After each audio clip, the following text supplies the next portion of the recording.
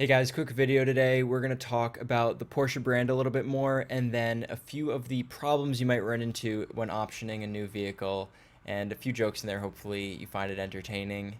So yeah, sit back, relax, and enjoy. We got a lot more on the way. Stay tuned. The reason the Porsche brand is so well liked, at least one of the reasons, is the level of customization that you can do with your cars. The ability to paint the car any color you want through the paint to sample program. Uh, Porsche is also known for being the brand where the starting price is nowhere near the actual price you pay if you option the car with a lot of different options. And they're infamous for, that base price starting lower than you might think it would, but just having no options whatsoever on the car. Like, for example, a base Macan, it may have changed now, but for pretty much the entire time they have made Macans, they didn't even come with heated seats. This is like a $50,000 car we're talking about. Doesn't even come with heated seats. It doesn't come with Bose audio standard. It doesn't come with dual zone climate control standard.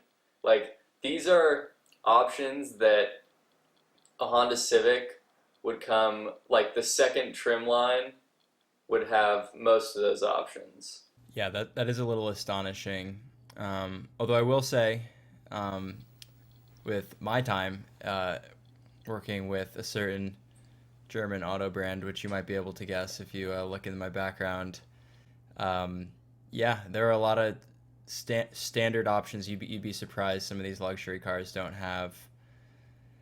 Now, of course, most of them that are made, especially in certain regions, are going to have these options.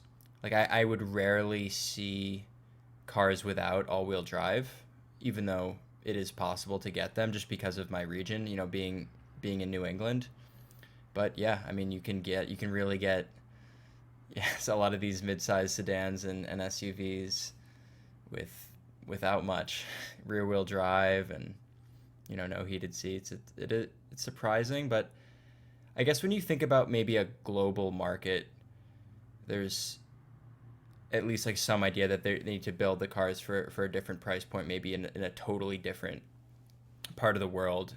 That's probably the reason that they even have the ability or the capability to build the seats with without the heated seat coils in them. But Very true. soon we'll be paying for it monthly anyway, so could go off at any moment. Rent's due. Seats are getting cold. Don't even get me started on that. Don't even get me started. I got off track a little bit on the Porsche options situation. The point I was trying to make was that because Porsche enables you to start at kind of the lowest price possible with no options whatsoever, it enables you to customize the car to your liking. And that is something that I actually really, really like about Porsche. One thing that really annoys me about some other automakers is bundling options in a package that essentially forces you to get things that you don't want or need, and that automaker not giving you the option to get one or two of those options on their own. And that's clearly something they're doing just to make money. And that's something that I really dislike. For example, on the Ford Bronco, you cannot get heated seats without buying a $3,000 package that comes with a bunch of things that I do not want. Like, it has a bunch of safety features in it that I do not want.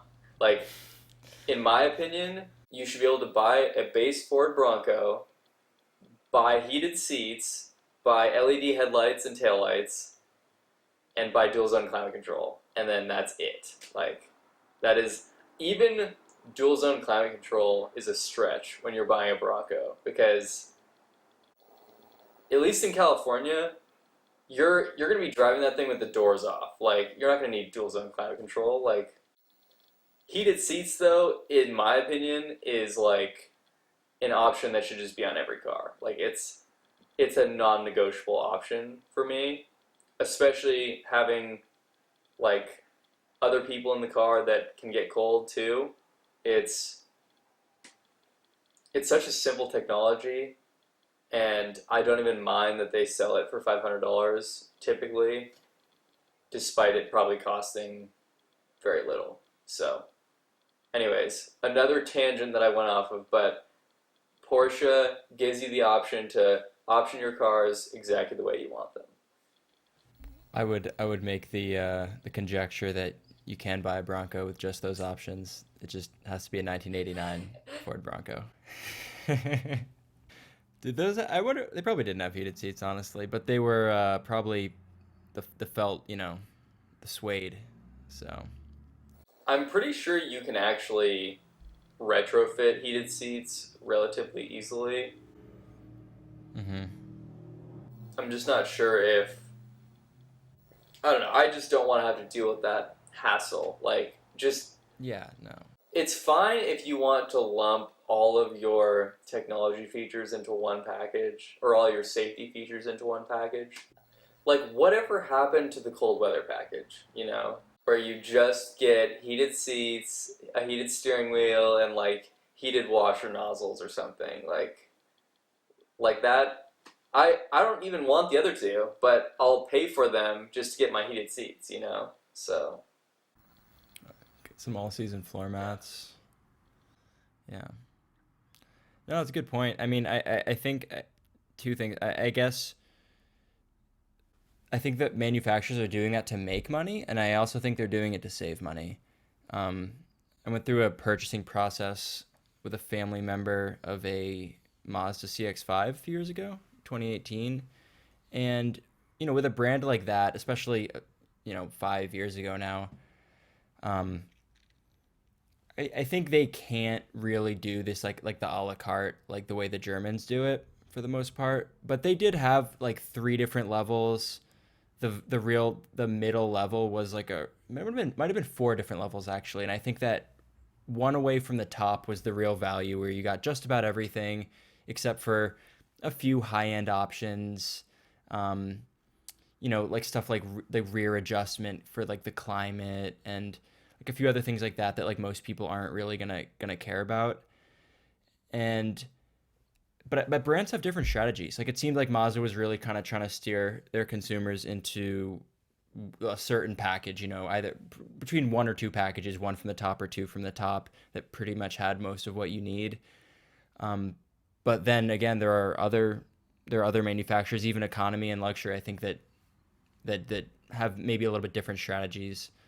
Maybe that just comes down to, I guess, probably their market testing of what their customers want, or maybe in some cases just the way they've always done things, and it can be slow with some of these giant companies to change their ways. very true. Thanks for watching. Like and subscribe for more.